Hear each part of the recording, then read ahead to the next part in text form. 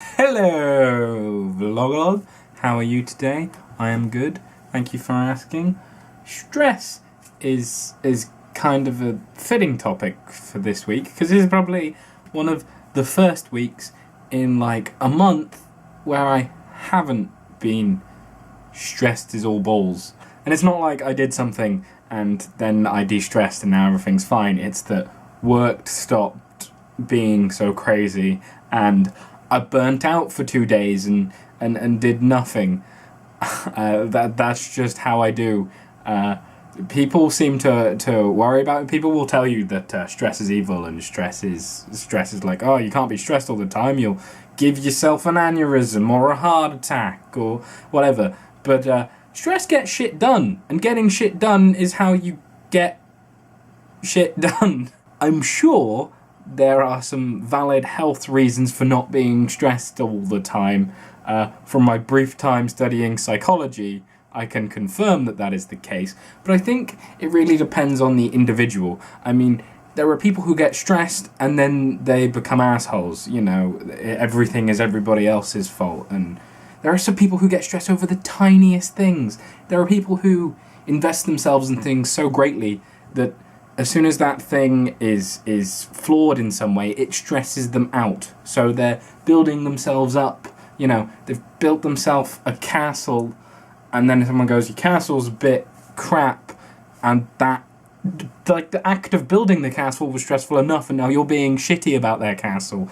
And I think it's a weird problem that we're having at the moment in the developed world, that we're having like a stress epidemic almost, because the world demands so much from us, and we as people are just expected to do that stuff, because if not you might lose your job, or if not your kid doesn't get to do that activity that they like to do, or if not you'll let your loved one down, or your friends down, or your work, or whatever. And that's kind of shitty.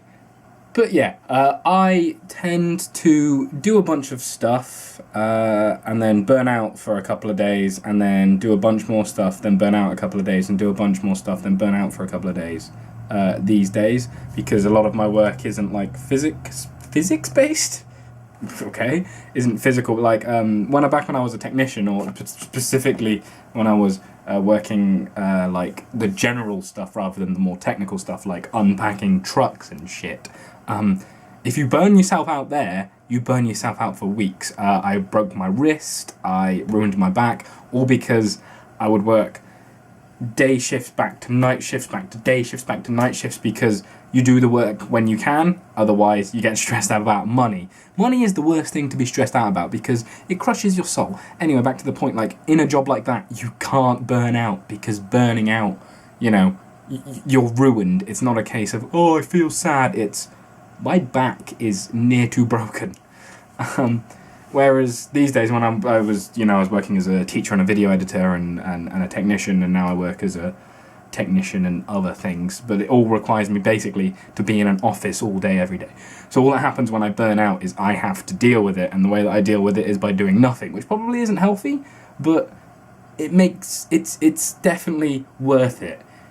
I can do 10 days of solid work, and like really proper work, like, 8 hours a day doing my job, and then, eating and stuff, and then doing 2 hours on, my own projects, and then still having time to play, like, video games or go out with my friends or whatever.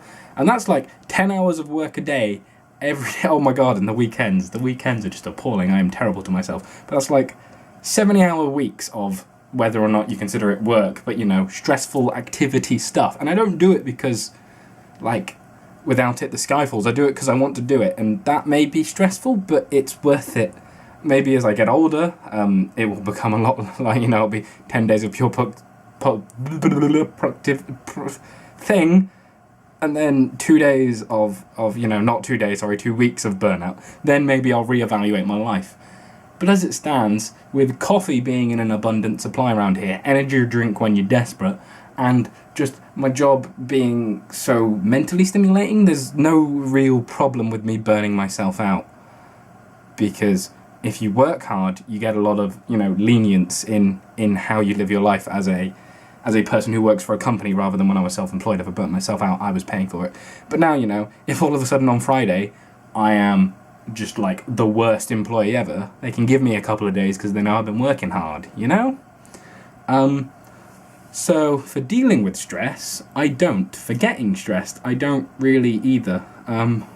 So maybe I'm lucky, or maybe I'll die in the next 10 years of some kind of terrible stress-related heart condition. Who knows?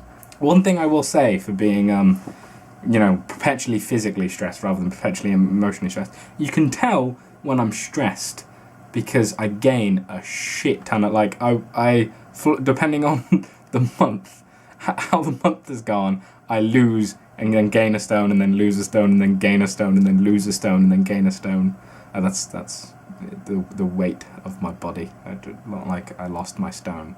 Who has a stone? I've kind of forgotten what the actual question is. I don't like this tie.